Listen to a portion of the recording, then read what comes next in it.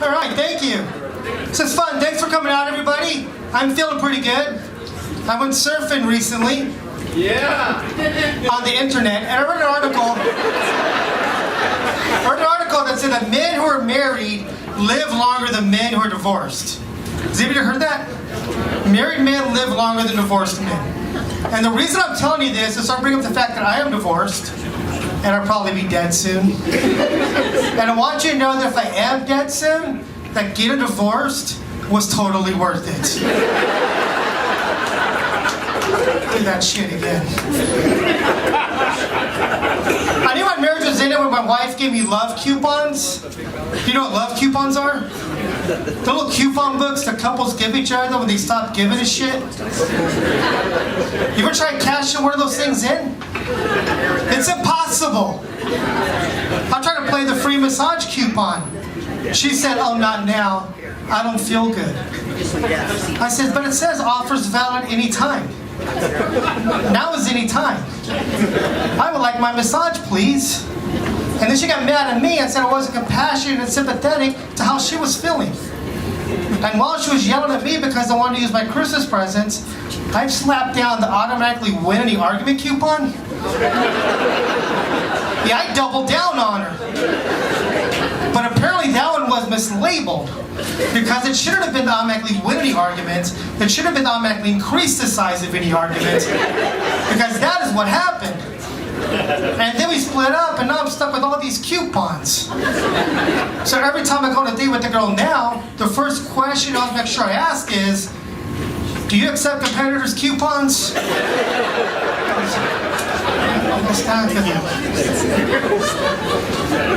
don't know if I ever get married again. Right now I'm just having fun. Not being yelled at all the time. Turns out that's one of my kinks. I did like our wedding. I did. We had a large wedding because she has a huge family and a lot of friends. I don't have either. But I never realized how few friends I had until after my wedding party. Because she had 7 bridesmaids. Yeah, 7. So I had to come up with 7 groomsmen to match. Because that's the rule.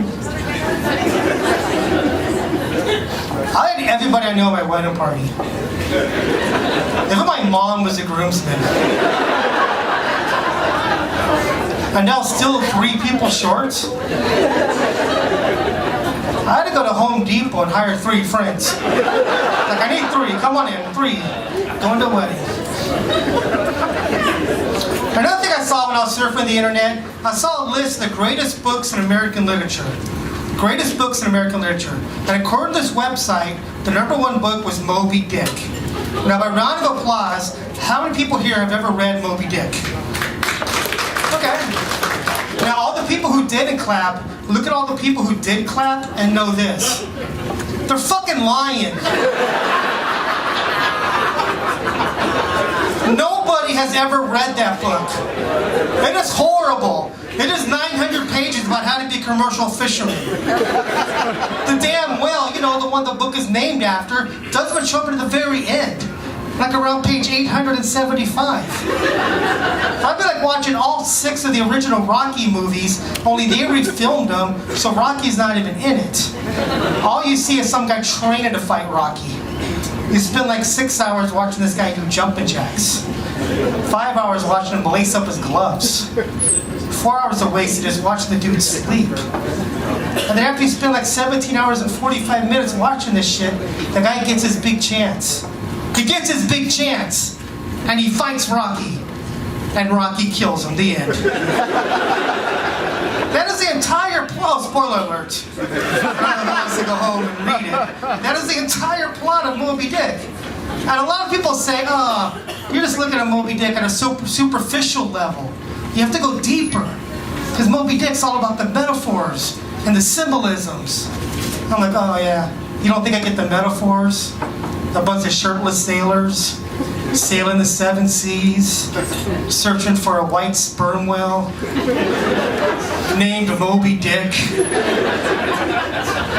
I think the metaphors are pretty obvious. Moby Dick is 19th century gay pornography." But you see, being gay used to be illegal. You know? You couldn't just be explicit about it, you had to be subtle. Like if a gay guy wanted to meet another gay guy, you couldn't just go up to him and hit on him. And they didn't have Grindr or Tinder or whatever your husband uses. They didn't have that back then.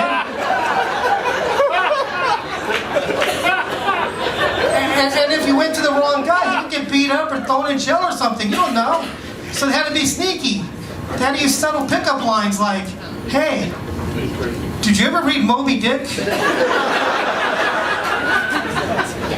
And if the guy said, read it, I loved it. And that would be the same as swiping right. It would be a match.